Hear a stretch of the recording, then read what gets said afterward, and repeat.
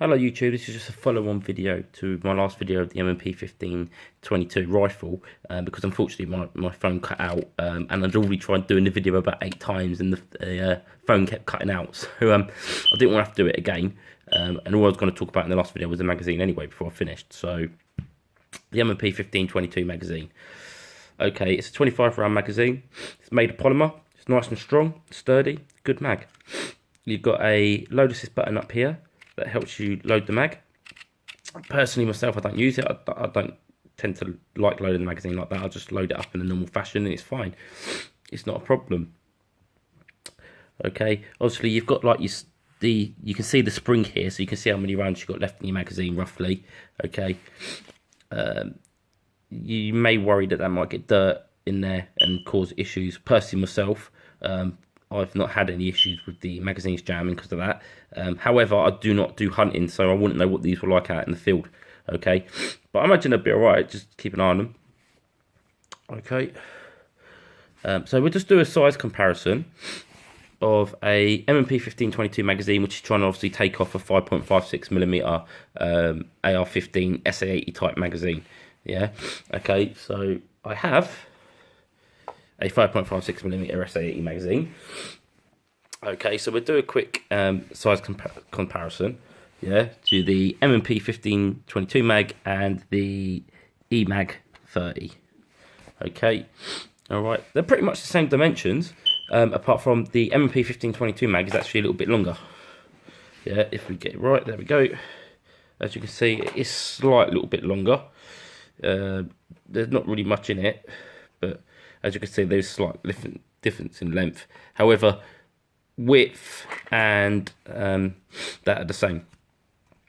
Okay, so we get rid of that, don't need that.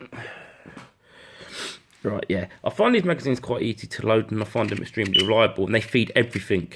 Unlike my previous video that I've done about a BX25 magazine, that doesn't want to feed anything apart from mini mugs if I'm lucky. This feeds everything, not a problem. Love it, it's great, it's reliable, yeah. So they're so easy to load as well, there's not a problem, yeah. So if I get some rounds, yeah, these are so easy to load, yeah. I'm not going to load 25 rounds in the magazine.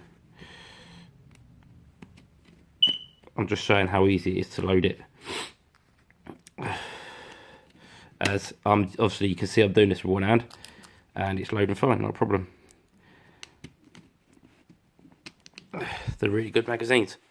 You do not want to, when you're loading the magazine, do this. I have seen people do this. It's not how you want to do it. Yeah, they pull the follower all the way down to the rear and then just drop the rounds in. They will go in, however, yeah, what you will find is that the rounds will not seat properly. Yeah, and it won't work properly. You may be lucky. You might do it 2, 3, 4 times, whatever. It might actually work. However, it's not the correct way of loading them, and it can cause you problems. Okay, and as you can see, they're kind of like staggering the magazine. As there, it's like you can see, like there's one on the left, and then one on the right, and then one on the left. Okay, so they don't just go straight all the way down; they actually do stagger a bit. Okay, right.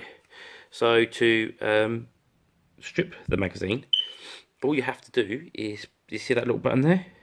You push that button in, and then you pull this little tab off at the bottom.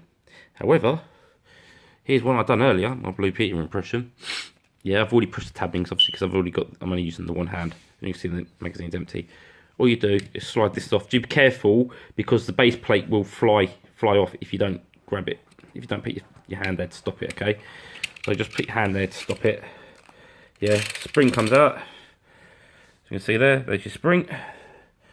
There's your base plate. These are a little bit oily. I do like to oil my magazines. I do think when people say not to oil your magazines, they're talking crap, right? So this then pops out. Correctly, yep.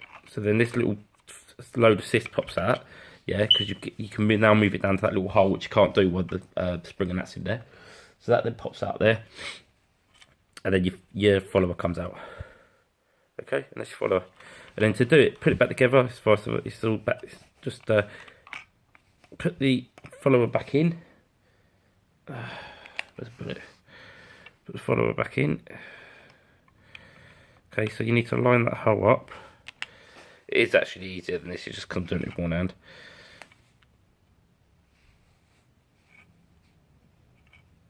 You line the hole up with the follower up with that hole, with the hole there.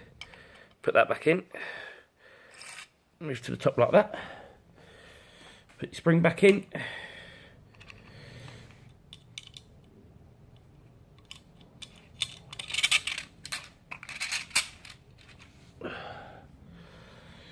This is where it can get a little bit tricky, because obviously the spring is under tension here, so you've got a little bit of pushing in. As you can see there, that's the bit that goes on the spring, yeah? Okay, because it's got like a little tab, if you can see it. If the camera will focus. See that tab? So that goes in there like that. So you push that in. You want to be careful that you don't lose your base plate here. Okay, so I'm just going to put the phone down for a second.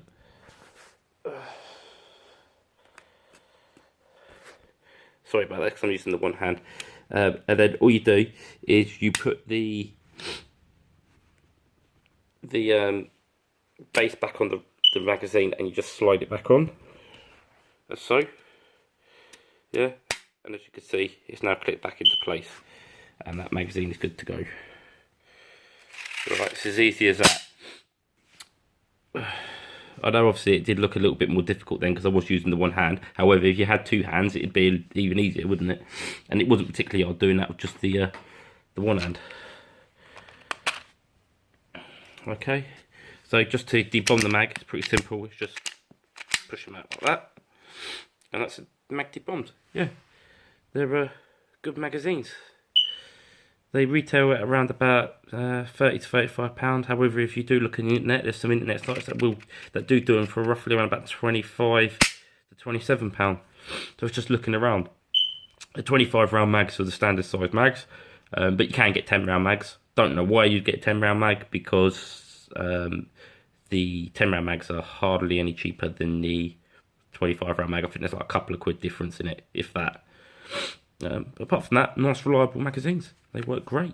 A lot better than the BX25s anyway. Okay, so cheers.